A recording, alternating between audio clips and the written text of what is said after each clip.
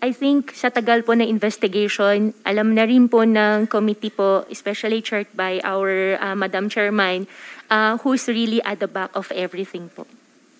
Willing ka ba magsabi kung talaga meron nasa likuran ng whole operation na ito? Yes po, Your Honor. Masasabi ko po, isa po akong victim. Kung meron man po ako na itulong, ano po akong tao, helpful akong tao. Kung meron man po, yun lang po. Pero sa mga activities po na ginawa or sa mga allegations po, wala po akong kinalaman.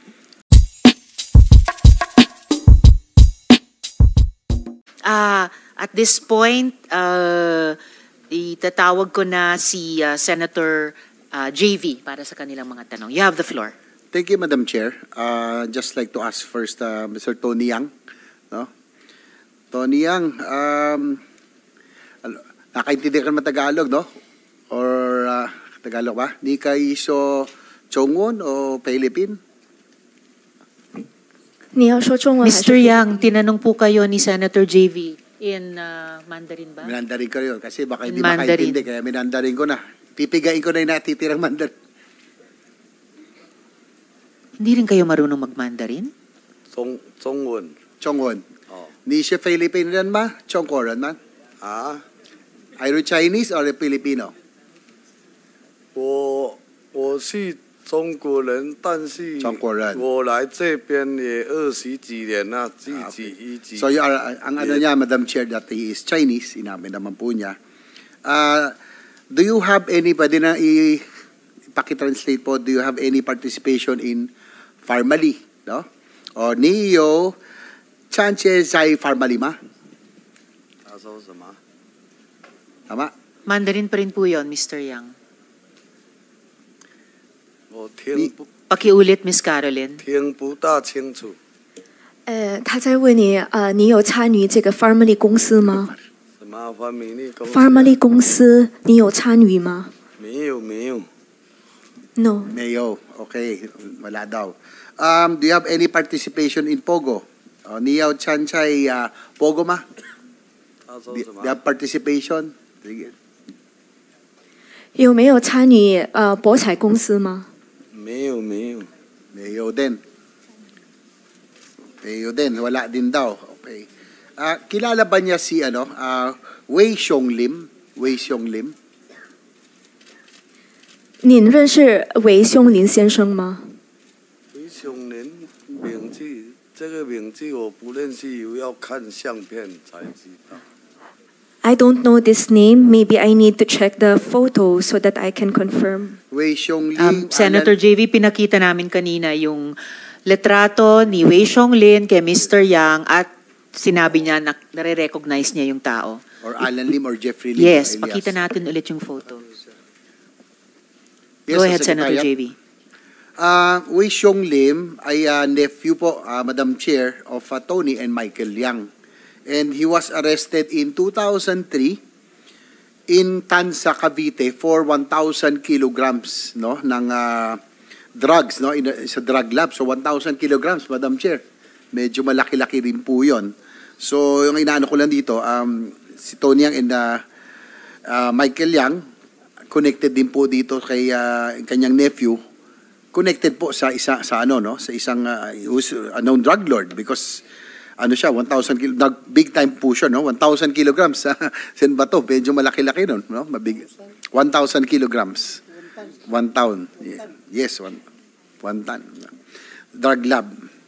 Okay, anyway mag-shift lang po ko kay Ma'am Alice. Alam ko pong pagod na kayo, no? Last week, tapos 13 hours kayo doon sa house, no? Tapos dito na naman tayo.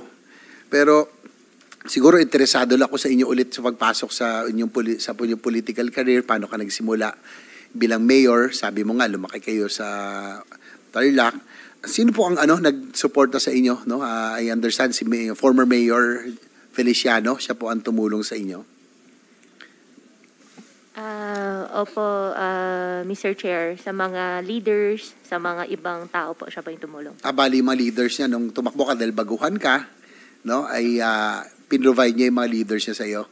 Opo. Bali, ikaw ay dating negosyante, no? Yung meron kayong farm, yung QJJ, bago ka pumasok ng pagka-mayor, tama? Opo. So, gaano kayo kalapit kay Mayor? Sayang, Madam Chair, no? Since Mayor Feliciano, former mayor, he did not show up today. So, hopefully in the next hearing, pumunta po siya. Because I'm interested, Madam Chair. At inisyuhan na natin siya ng subpoena, Subpoena. Senator JV, sa motion ng SP Pro Tempore. Thank you, Madam Chair. So, paano kayo nagkakilala? Nung nagnenegosyo ka pa, nung mayor siya, doon po kayo nagkakilala? Opo, Your Honor. Pinuntahan ko po, kung di po ako nagkakamali, pinuntahan ko po sa mayor's office. Na-courtesy call po, then from there po, naging magkakilala at naging magkaibigan po. Pero nung nag-last term po siya as mayor, kayo yung kanyang tinulungan. Paano naman naisip na kayo po ang tumakbo bilang mayor ng Bamban? Kayo po ay nanegosyo. Nung panahon na yon, kayo ay nasa farm. Bakit kayo po ang tinulak niya? Hindi yung kamag-anak niya. Madalas kamag-anak pero kayo ang napusuan ni Mayor Feliciano. Your Honor, hindi naman po tinulak. Last term na po siya and he's running for Congress. Ako naman po, childhood dream ko rin po talaga. And during the time po, tinanong po niya ako kasi he will be running for Congress po. And after a while po, nag-decide po ako to run for the position po. So ito yung first nyo sa no? Hindi kayo naging official, kahit ano exposure from business, no? Kayo ay naging pinatakbo bilang mayor. Opo, tumulong po siya and together din po with the line-ups din po, tinulungan din po ako ni former mayor po. Pero seryoso kaya siya sa pagtakbo niya? Sabi mo kanina, tumakbo siya bilang congressman, no, sa distrito dahil nag-last term siya. Seryoso kaya siya sa pagtakbo niyang congressman o baka naman gusto lang niyang makakuha ng campaign funds mula sa iyo? Dahil I understand, kayo ba nag-finance ang campaign ng buong team mo at kay Mayor Feliciano bilang congressman? Your Honor, negative po. Wala po akong minigay po sa kanya na any campaign fund and I believe seryoso naman po siya kasi during the time po, very hard work naman po yung pagiging campaign po niya sa distrito po. Anyway, kasi na meron akong resulta dito, Madam Chair, nung 3rd Legislative District sa Tarlac, pangatlo po siya no? Kasi kung seryoso siya, mayor siya, incumbent mayor, sana man lang pangalawa, no? Independent. So, doon lang medyo nagdududa ako kung seryoso nga siya talaga sa kanyang pangampanya. He was a poor third doon po sa distrito, no? Dito pa yung resulta ng halalan. Anyway, I would have wanted to ask Mayor Feliciano, Madam Chair, probably hopefully next hearing, kasi po si Mayor Feliciano was also involved, kung naaalala niyo po yung hearing noong 2015, 2016, yung tungkol po sa Canadian waste, no, that was brought in the country at nagkaroon po ng alala ko kasi yun kasi para sa Bamban din ho yun, meron ho landfill doon. And I understand, Madam Chair, that the Sangguniang Bayan of Bamban already had an ordinance na banning passage of waste materials going to the landfill. Pero binito po ito, no, ni former Mayor John Feliciano. So hopefully hopefully in the next hearing. So ang punto ko po dito, Madam Chair, kung dati po isang illegal na bagay, Canadian waste, no, na pinagbawal ng kanilang Sangguniang Bayan na dumaan sa kanila, binito niya yung ordinansa para makapagtapon ng mga basura at waste from Canada going to Bamban. So kaya medyo sabi ko parang naalala ko lang 2015. So just for the record of the committee, ibig sabihin na kung siya po ay willing na payagan isang illegal, maari pong pagpasok ni Alice, hindi pa na kung siya po ay Filipino citizen or Chinese citizen, kahit na illegal, kinondon ho ni Mayor Feliciano. Hopefully in the next hearing, Madam Chair, he will be here to answer these questions. I'll go to dalawa na lang punto po, Madam Chair, for this afternoon. Yung pong sa pagtakas o sa escape ni Alice, kasi gusto natin malaman, Madam Chair, kung sino yung mga tumulong, no, ng mga ahensya, kung sino mga mga opisyal, kung meron man, o mga empleyado ng gobyerno, na talagang umalalay sa kanya. Sabi niya nung, tama Ali, sabi mo last time, walang tumulong sa inyo na Pilipino na kayo ay umalis, tumakas? Wala po. At nung nakarang hearing, ang sinabi mo rin ay ang inyong sinakyan ay yate, no? Sa galing sa farm, nagvan kayo hanggang sa port, tapos sumakay kayo ng yate. Yun yung una yung sinakyan bago kayo lumipat sa isang mas malaking vessel o isang mas malaking barko. Tama ba? Your Honor, tama po.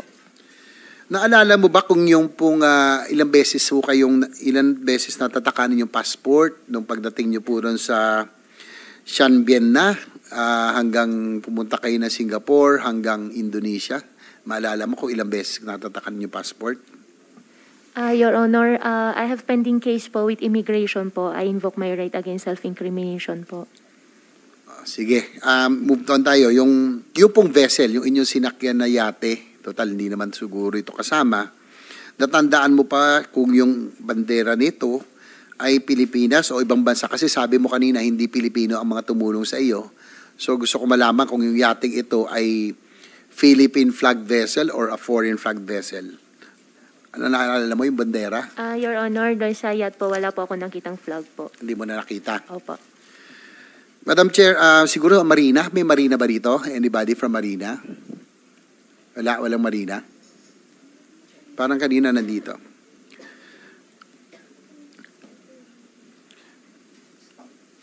Siguro next, Madam Chair, kasi... yes, Senator JV, baka sa ay, susunod next. at baka huling hearing natin. Pero Sige. nandito rin po ang Coast Guard. Coast Guard? Kung gusto nyo silang Coast itanong. Guard. Sige po, tanong ko lang po. Correction, Senator JV, nandito po ang Marina. Ayan po. Si Attorney Den Tomas, tama? Den Thomas, dito ba? Andito po ba ngayon si Attorney Thomas? Siguro sa Coast Guard muna, habang inaantay natin Alright, kung nandito Senator nga JV. Marina. Pwede naman kayo lumapit dito para sumagot. Sige, sa Coast Guard, please identify yourself, sir. Thank you, Madam Chair.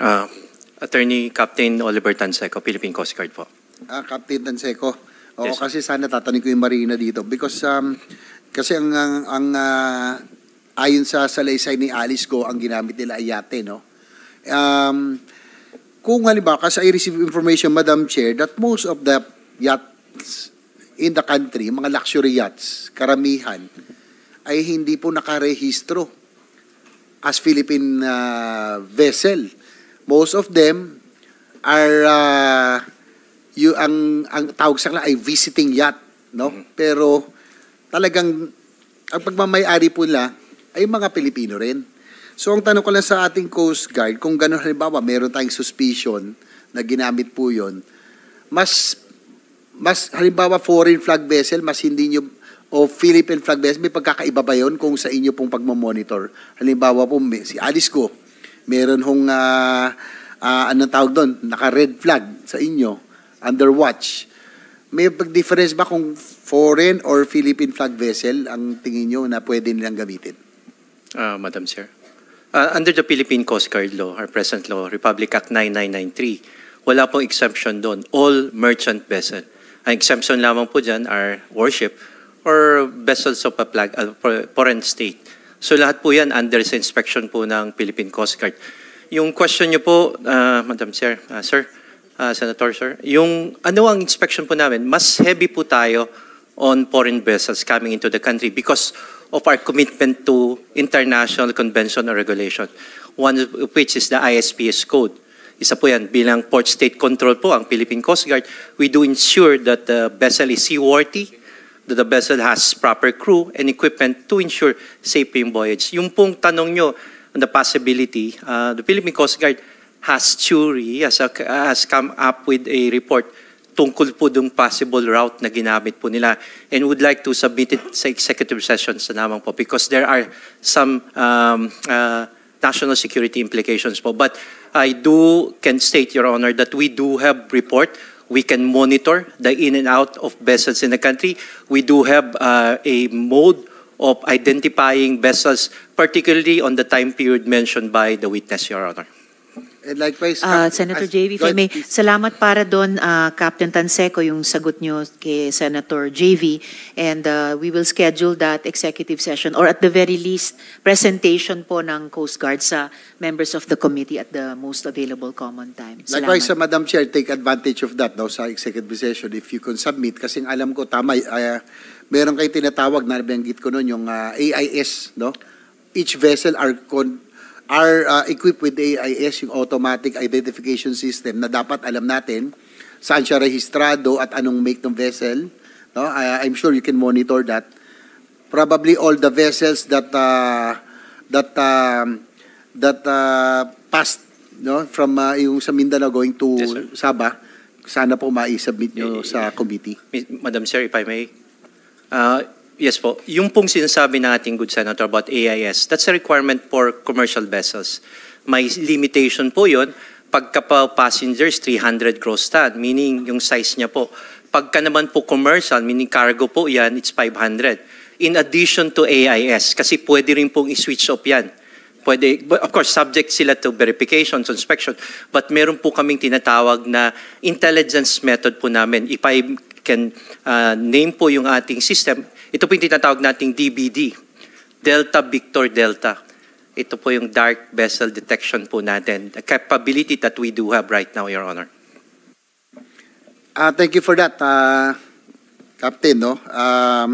Yun lang, Madam Chair, kasi nagulat din po ako na when we were trying to do our research and investigation, that most of the luxury yachts, especially the newer ones, are not registered in the Philippines. I don't know for what reason.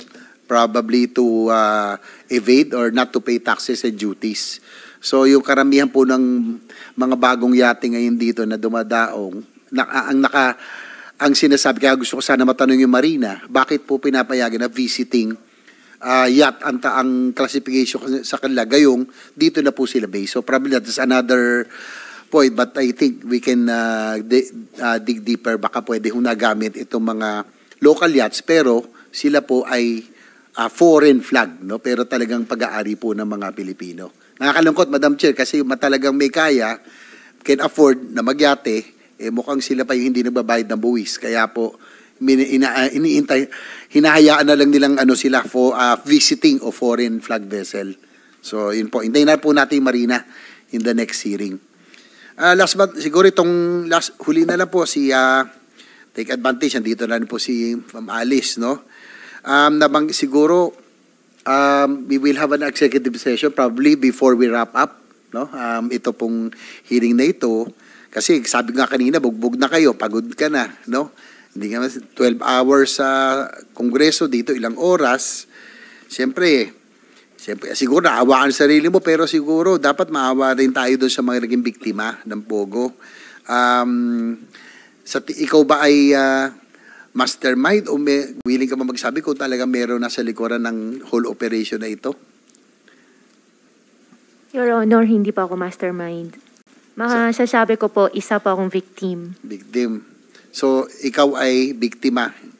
O kaya, pawn. No? Ikaw ay ginagamit ng isang criminal syndicate, international group o crime syndicate.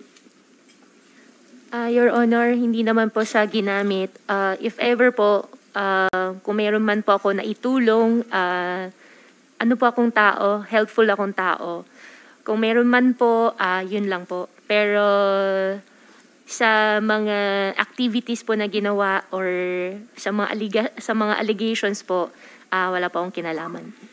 Kasi Madam Chair, no, siguro sabihin ko lang kay Madam Alice, no, tanong ko lang, kung kayo po tingin nyo sa ganitong operasyon, kayo ba ay guilty or kayo ba most guilty o tingin mo meron pang mas guilty sa inyo dito sa ganitong operasyon? Hindi po ako guilty po. So, hindi kayo most guilty. Meron pang mas guilty. Kumbaga may mastermind pa talaga.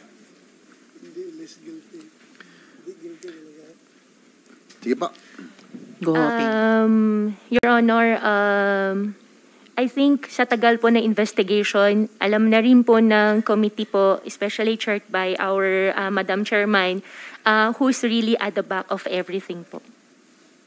Kaya ako natanong kasi, baka sa executive session, sana sa uli, ay may pagkakataon pa kayong sabihin kung sino man yung talagang nasa likuran. Kasi nga, kung sabi mo ikaw ay biktima, maawa din tayo sa mga naging biktima ng Pogo, di ba? So, sa executive session, hindi pwedeng ilabas yun, no, sa media, sa publiko. Maintindihan namin kung ikaw ay natatakot, no, dahil International Crime Syndicate po ito, natatakot ka para sa buhay mo.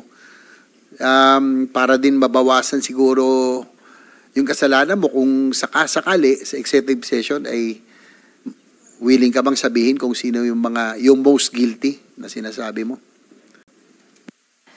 Yes po, Your Honor.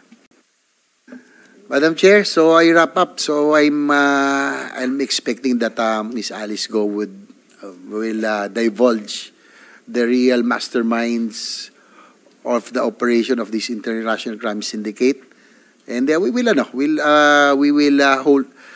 be responsible for her safety. So alam ko naman natin yun, pero sana po masabi po niya sa totoo. So she said yes already. So we will just await for the executive session. Thank you, Madam Chair. Maraming salamat, Senator JV. I think it's the first time narinig ko na sinabi ni Guo Huaping na mayroon na tayong natutumbok sa buong kwento nung sino ang pinakamatataas sa likod nitong mga Pogo sa Pilipinas. At yung isa pa namin gustong malaman, sino sa mga government personnel o officials ang tumulong sa pagtakas kahit for monetary considerations. So if at the proper time gagawa ng motion si Senator JV for an executive session, posible sa susunod at posibleng huling hearing, the chair will be very open to that. Pag-isipan nyo rin yan.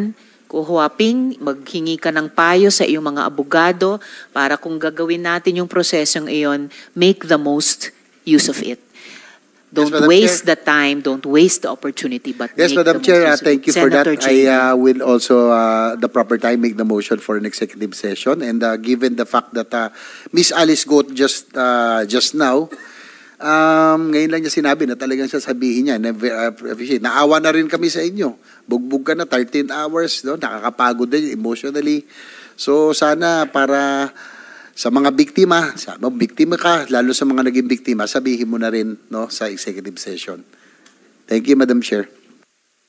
May we ask from the Honorable Chair, Majority Leader. if we're going to proceed with the executive session, because I've made likewise, as per your request, during the last hearing, I've made available the adjacent office, which is just a few steps away, Madam Chair. Thank you very much, Majority So it is the Leader. pleasure now of the committee to have the executive session, or kasi matagal ka na nanghihingi na executive session, Ms. Alice. Tuloy na ba ngayon? Gusto ng komite, what say you? Your Guo Honor, Huaping? Madam Chair, I'm very thankful po for the opportunity po. However po, gusto ko po sana kasama po yung council ko po, yung lead council ko po sana. Request ko lang po. So sa next and Opo, possibly next po. last hearing na lang Opo. natin. Wala ba Wala dito yung lang. council mo? Di ba Wala ba yung council nyo Sino rito? yung Wala po. kinoconsult mo kanina? Nasa Cebu po sila, darating po sila sa Thursday po. Sino yung kinakausap mo sa likod mo? Si Attorney Ko, hindi nyo ba counsel? Partners po. Apo. Sinong counsel? Council Apo, ka niya. ni-request ko po si Attorney Stephen po, tsaka si Attorney Avisado po. Attorney Avisado and Attorney Stephen David po. Attorney David. Madam Chair, Senator let us inform the resource person that whatever will be taken up during the executive session, hindi namin yan ilalabas. Hanggang sa committee lang yan. Kaya huwag kang mag-alala. Hindi kami mga traidor. Kung ano pag-usapan doon sa loob, sa amin lang yan for the consumption of this committee. Kaya huwag kang mag-alala. Then, I'm worried kung bigyan pa natin ng next chance Madam Chair, baka lalala yung sakit niya, magkakaroon ng medical reasons na hindi na magdating dito. So, mas mabuti ngayon na, nandito na tayo. Baka mamaya, busy na tayo sa budget deliberation, Madam Chair. Next week, wala na. So, let us use this opportunity. The That's chair all, Madam adds Chair. her advice to that of Senator De La Rosa. Go Huaping, napapanahon na nandito na yung lugar, ni-reassure kayo muli ni Senator De La Rosa nung assurance ng komite tuwing gagawa kami ng anumang executive session. I really advise you to take advantage of this moment. At kung may bitin pa or nagtyaga nga kami sa mabagal na translation with resource persons na sa tingin naman namin nakakaintindi naman. You may ask Attorney Ko and your other counsels here present to consult with Attorney David kung may tanong ka during the executive session. But I really advise you to take advantage of this opportunity And Madam Chair, today. Madam Chair, Majority Leader. kung masama ang pakiramdam niya, yung office ko katabi lang yung clinic pwede rin natin pa-assist sa'yo, Miss Alice, yung mga doktora at doktor doon. Opo. So, muli, anong say nyo? Go Huaping. Madam Chair, okay lang po na makausap ka lang po saglit si Attorney Stephen David. Please po. do that. Apo. In the meantime, habang iniintay natin,